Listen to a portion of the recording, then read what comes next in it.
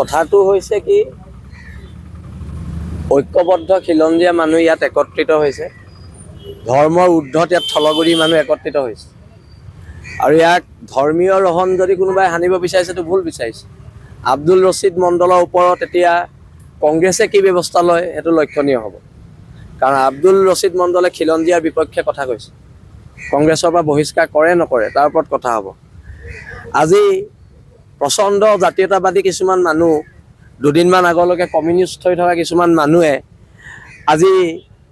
আওপকীয়াকৈ আমাৰ 30 জাতীয় জনগোষ্ঠীয় সংগঠনক বিজেপি দালাল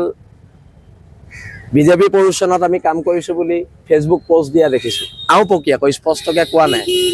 কিন্তু আমি তেখেতক কৈ দিওঁ আমি এদিন কমিউনিষ্ট এদিন জাতীয়তাবাদী মানুহ নহয় আমাৰ 30টা জাতীয় জনগোষ্ঠীয় সংগঠন জাতীয়তাবাদ কৰি আছে আৰু জাতীয়তাবাদ সদায় ধৰ্মৰ ঊৰ্ধ্বত কৰি আছে আমি হিন্দু মুছলমানক লৈ জাতীয়তাবাদ কৰা নাই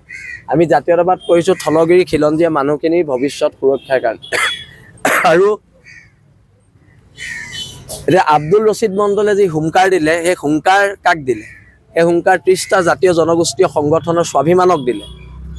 সেই 30টা জাতীয় জনগোষ্ঠীয় সংগঠনৰ ত্যাগক দিলে 30টা জাতীয় জনগোষ্ঠীয় সংগঠনৰ সৈনিকসকলৰ নীতি আদৰ্শক দিলে আৰু সি আজি শিৱসাগৰে 30টা জাতীয় জনগোষ্ঠীয় সংগঠন অসমৰ 30টা জাতীয় জনগোষ্ঠীয় সংগঠনৰ অন্তৰত আঘাত দিছে ইয়াৰ বিৰুদ্ধে প্ৰতিবাদ হ'ব আমি কৈছোঁ যে ইয়াত থকা বহিৰাগত মানুহখিনি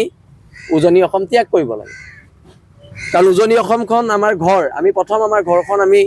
ছেফ কৰিব লাগিব ছিকিউৰ কৰিব লাগিব আৰু সেইকাৰণে আমি এটা কথা একদম স্পষ্টকৈ কৈ দিছোঁ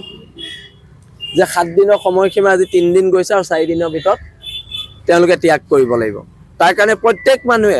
প্ৰত্যেক মানুহে সহযোগ কৰিব লাগিব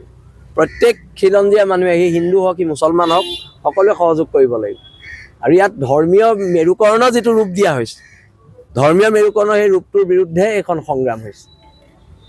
আমি এইটো দেখুৱাব বিচাৰিছোঁ যে উজনি অসমৰ থলগিৰি মানুহ না হিন্দু না খ্ৰীষ্টান না মুছলমান আমি ইয়াত থলগিৰি হিচাপে জীয়াই আছোঁ অনাদি অনন্তকাললৈকে থলগিৰি হিচাপে জীয়াই যাম এই ভাবি আছিলোঁ আম চুৰ কৰিলে বুলি ভাবিছিলোঁ কোনোবাই মই এনেকুৱা সংগঠনৰ নাম শুনা নাই আম চুৰ বুলি ভাবিছিলোঁ তাৰপৰা গম পাইছোঁ আমচু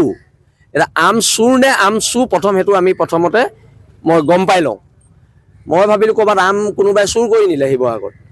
মই সেইটো ভাবিছিলোঁ তাৰপৰা এতিয়াহে গম পাইছোঁ আম চু বোলে আম চুৰ হোৱা নাই মই বহুত আম চুৰ হ'ল বুলি ভাবিছিলোঁ চেণ্ট্ৰেল মাৰ্কেটৰ পৰা মই এতিয়া সংগঠনটোনো কি প্ৰথম সেইটো মই জানি লওঁ তাৰপিছত তেওঁলোকৰ ওপৰত আমি ৰিয়েকশ্যন দিম